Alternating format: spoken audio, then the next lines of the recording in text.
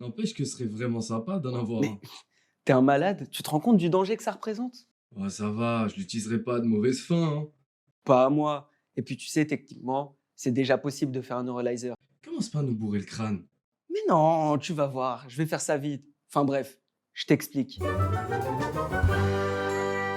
Salut les gars, bienvenue sur la chaîne qui vous explique la science de vos fictions préférées avec la science de la vie réelle. Je vais commencer par vous expliquer comment fonctionne la mémoire. Alors, quand tu reçois une information, qu'elle soit visuelle, sonore ou olfactive, elle est directement envoyée dans tes neurones. À ce moment-là, des molécules sont sécrétées et elles vont permettre à tes neurones de se connecter entre eux. Le truc, c'est qu'il existe plusieurs types de mémoire. On a d'abord la mémoire sensorielle qui nous permet de percevoir notre environnement, donc un son, une image ou tout simplement une sensation de toucher. Mais cette mémoire va souvent rester dans notre inconscient. Notre conscience, elle va plutôt se porter sur deux types de mémoire. La mémoire à court et à long terme. La mémoire à court terme, elle consiste à enregistrer des informations qui datent de quelques secondes. Mais il faut tout de suite les associer à des connaissances que tu as déjà, sinon elle va disparaître, tu vas l'oublier.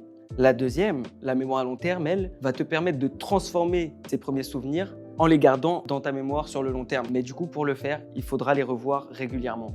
Plus tu la revois, plus tu la retiendras longtemps. C'est vachement intéressant tout ça. Mais je sais toujours pas fabriquer de neuralizer.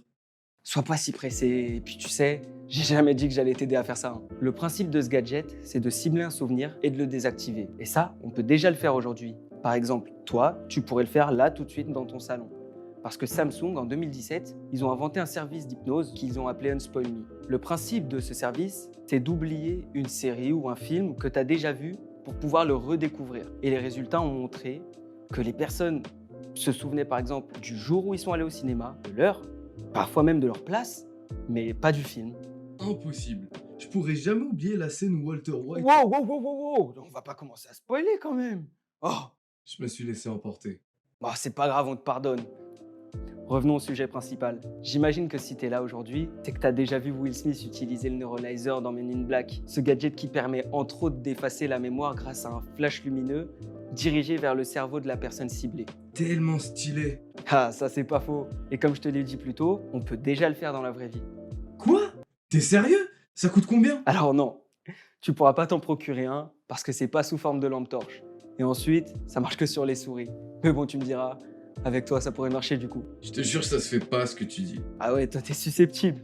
Enfin bref, pour reproduire l'effet escompté, il faudra se pencher sur l'optogénétique. Cette méthode consiste à stimuler les neurones génétiquement modifiés pour être sensibles à un certain type de lumière. D'abord, on émet un choc électrique dans la patte de l'animal, en même temps qu'un stimulus optique au cerveau pour qu'il associe cette stimulation à la douleur, par un mécanisme qu'on appelle la mémoire associative.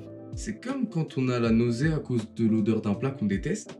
C'est ça. Sauf qu'ici, on va pas associer la souris à un sentiment de dégoût, mais à un sentiment de peur. Ensuite, on va la stimuler avec des impulsions à faible fréquence pour effacer cette mémoire. Et à partir de là, on peut activer, désactiver le souvenir, on peut le déformer, le reformer.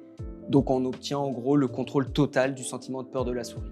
Et ça, ce principe qui ressemble un peu à un bouton on-off, c'est clairement celui de Men in Black. Regarde, dans la suite des films, on apprend qu'au final, les souvenirs ne sont pas effacés, mais seulement éteints, endormis, et qu'on peut les retrouver. Donc le neuralizer, techniquement, il est possible, mais pour le faire fonctionner, il faudrait que tout le monde soit génétiquement modifié, et qu'en plus, par-dessus ça, on ait un implant dans le cerveau qui recevra le signal envoyé par le gadget. Mais qui a éteint la lumière? C'est fini, remballe, y a plus de vidéos. Non mais arrête! T'aimes trop briser mes rêves. Non mais arrête! Je me Non casse. mais bon bah, on se retrouve la semaine prochaine pour la prochaine vidéo et abonne-toi, hein.